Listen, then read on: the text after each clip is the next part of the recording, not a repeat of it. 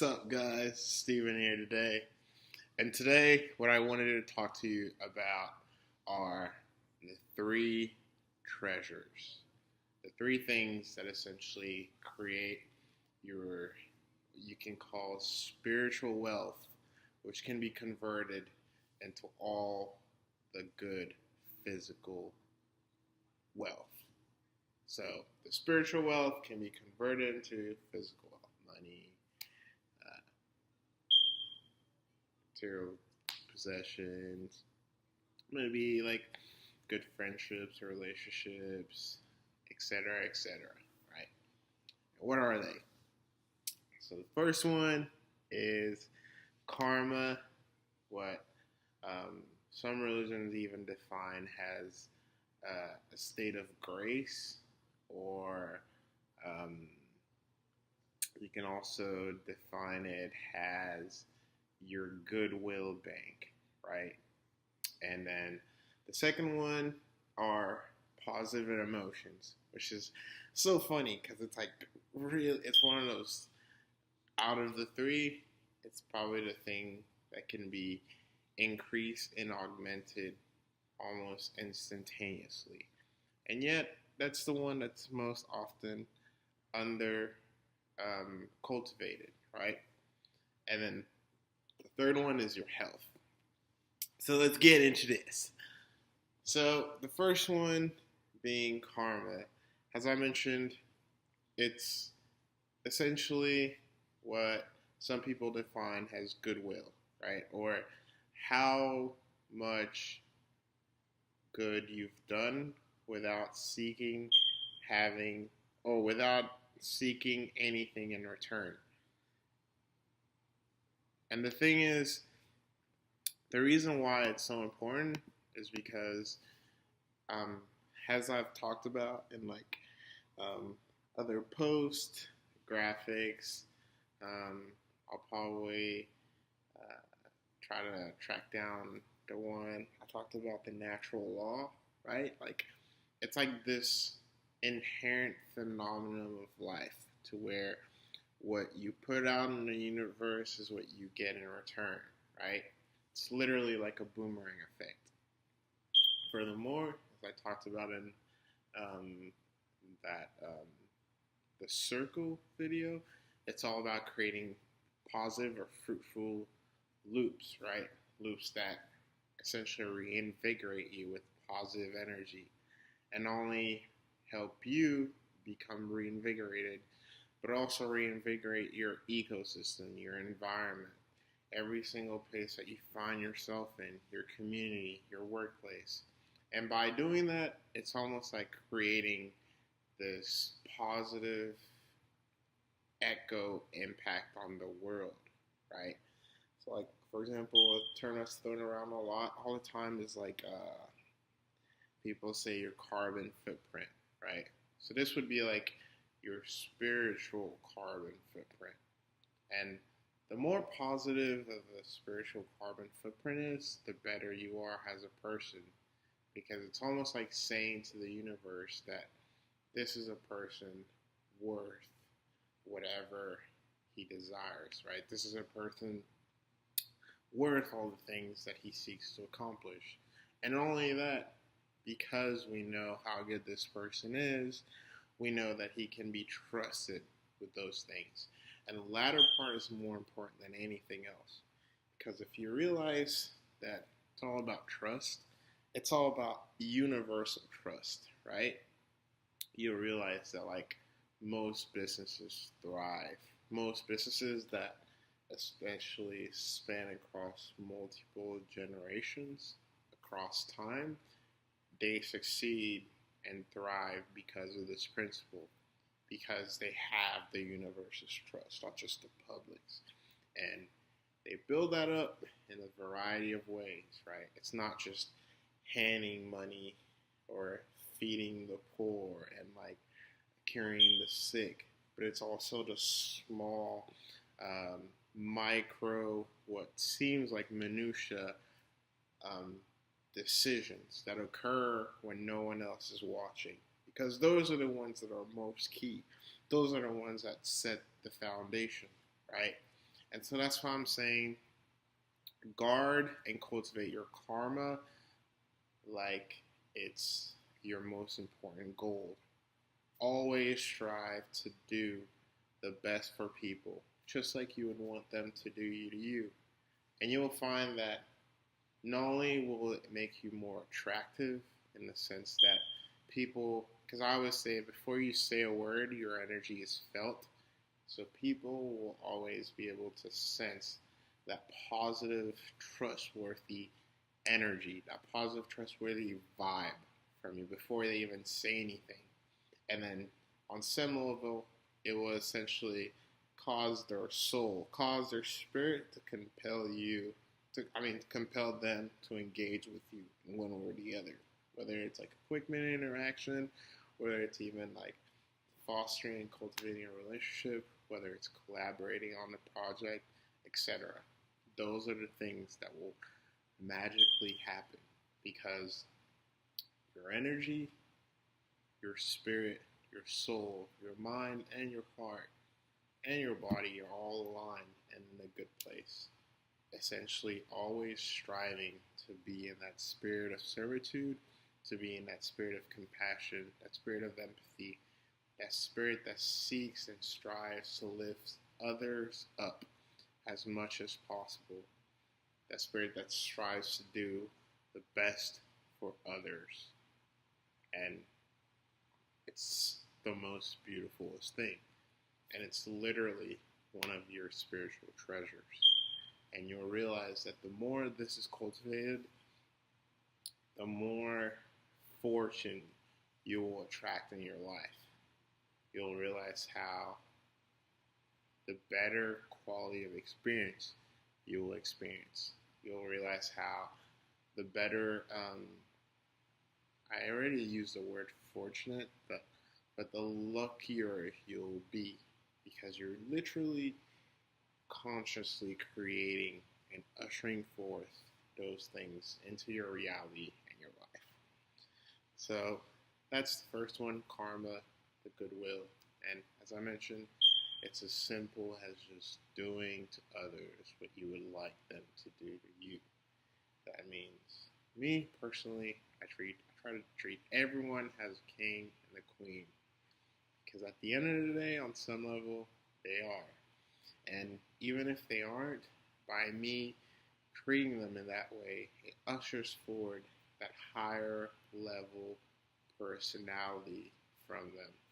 And so maybe they might be hurting or wounded or dealing with something hard.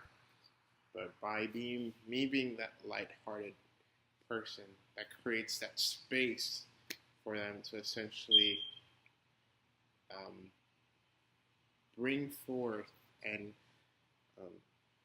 enact upon more positive or virtuous state of mind, more positive and virtuous emotions, it might even empower them to think differently about their situation or to even find a solution for their hardships or to essentially realize that things could be a lot worse and gain appreciation and gratitude for what they're suffering while simultaneously finding a way to move forward and away from those hardships. So, as I mentioned in that post, by you being a good person or a good dude, a lighthearted individual, you're helping them be good, lighthearted, and better individuals. Has almost like a domino effect. So that's, and something to remember, God sees everything. And no good deed goes unpunished, like the line says. So somewhere, someone sees you doing that, and they're proud of you. And I'm not saying to do good so that you can expect good things to come, but I'm saying that the moment that you do good things selflessly is the moment that everything that you do will be blessed on some level because it comes from a place of just wanting to help. And that's the purest place to come from. So that's that. Second part, as I mentioned, is good emotions. And why good emotions important? Well, it kind of links to this first one, but as I've broken down before, um, the better and the higher quality of emotions that you access and operate, the higher quality the state of mind that you operate in is, right? Because again, emotions, think of like, simplest way I can put it is like, think of different energies, right? So there's a light energy and there's a dark one. One that's really heavy and dense, and one that's like really like and like super fluid, right? One that's just like hard like a stone, and it literally feels like every single thing is hard and tough. Like even just getting out of bed is hard.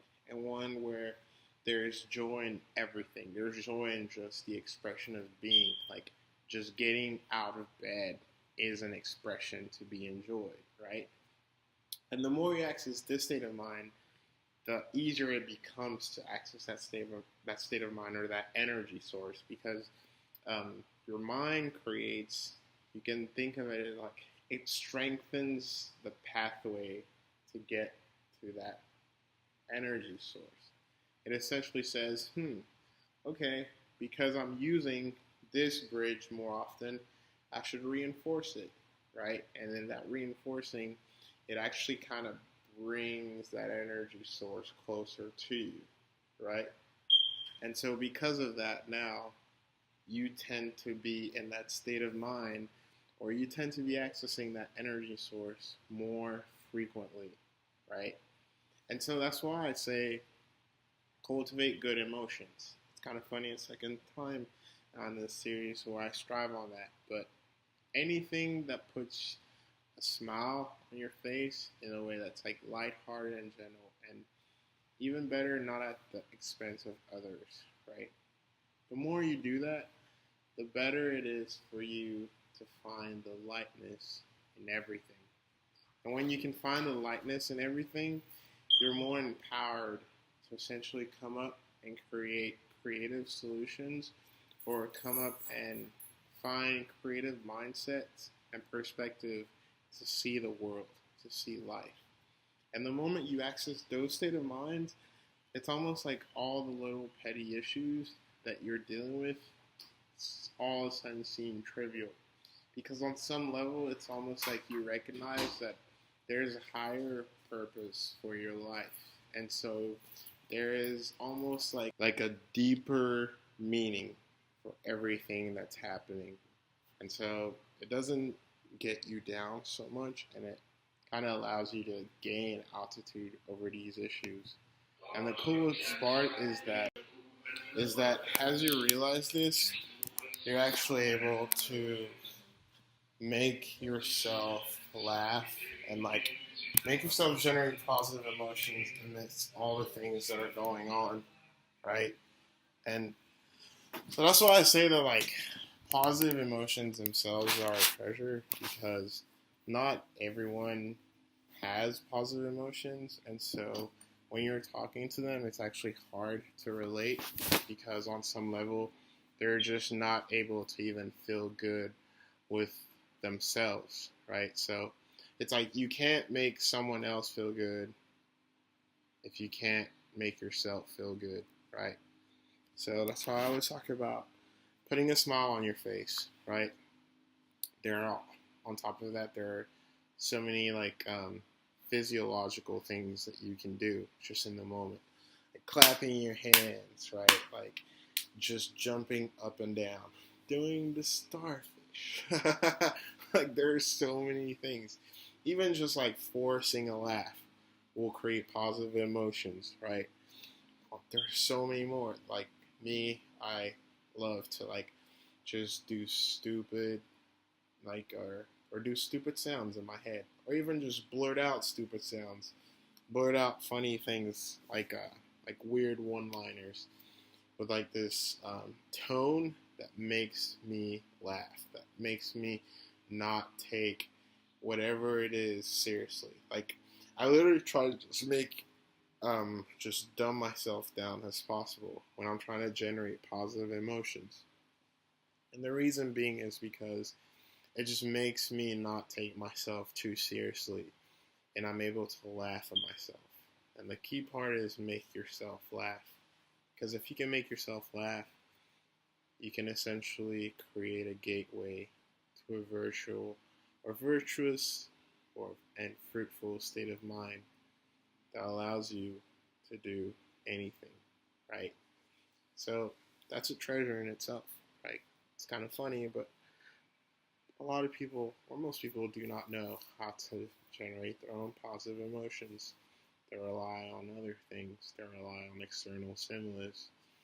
They rely on all these different things that are outside of themselves to do it for them, when they could just train themselves to do it, to generate it on their own.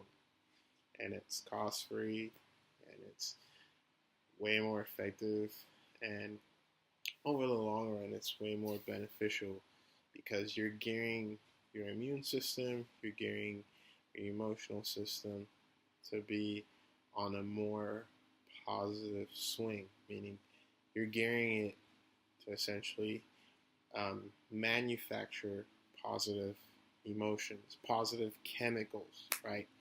As opposed to gearing it to manufacture negative chemicals, like, oh, when you don't watch your favorite show or your favorite movie, you're upset, or you don't get your drug fix, you're upset, right? Like, or you maybe don't see your favorite person, you're upset. All these things that, like, are objectively not worth the emotional cost or emotional value that we intrinsically tie to them, right? So when you essentially take control of your emotions in that deeper way and actually um, manage every single thing that you tie or attach your emotional energy to, you're able to actually just be um, a greater design of your life. You're able to be a greater design of the way you respond to the world as opposed to reacting to it. And it just gives you way more options because you're able to just see the bigger picture and see the moment at hand and realize that there are like all these different ways that you could take it, right? So that's the second one. Cultivate positive emotions. Make yourself laugh. And the third one is probably the one that's most widely understood, which is your health. Meaning just like your physical health, your spiritual health, your emotional health, your mental health, your physical health. Like, without your health, without being healthy, without being in good shape, it's really hard to do much, right? Like, um, you might be able to accomplish a lot just with the other two, but with your health not being at its optimum level, you realize that there's almost like a glass ceiling, or there's like a cap to where you'll reach a certain level and you'll feel like no matter what you do, you can't go beyond it, right? And it's simply because on some level your potential is just capped at that particular level. And from my personal experience, one great way of like removing that cap and unleashing more of your potential is working on your health. Like doing simple things as like running, doing cardio, right? Like working out. Just those fundamental bodybuilding stuff that like um, makes you stretch, grow, and build those muscles. The muscle that is your body, the muscle that is your being, the muscle that is your heart, your awareness, etc. And by building on those muscles, you're not only um, creating space for more creative divine intervention, but you're also increasing the capacity for your abilities and talents and skills. I mean, in another way, like you're essentially creating more space and making it to where you can handle more of the unleashing of potential, or you can handle more of what you're capable of doing in the most optimal and effective way, right? Like, there are so many people who are extremely talented, but because maybe their health is not where it should be, it's almost like the talent is not sculpted. Like, it's not like it goes all over the place, and they're kind of driven by um, their, I don't want to say their lesser selves or their base selves, but that's like the only word that comes to mind.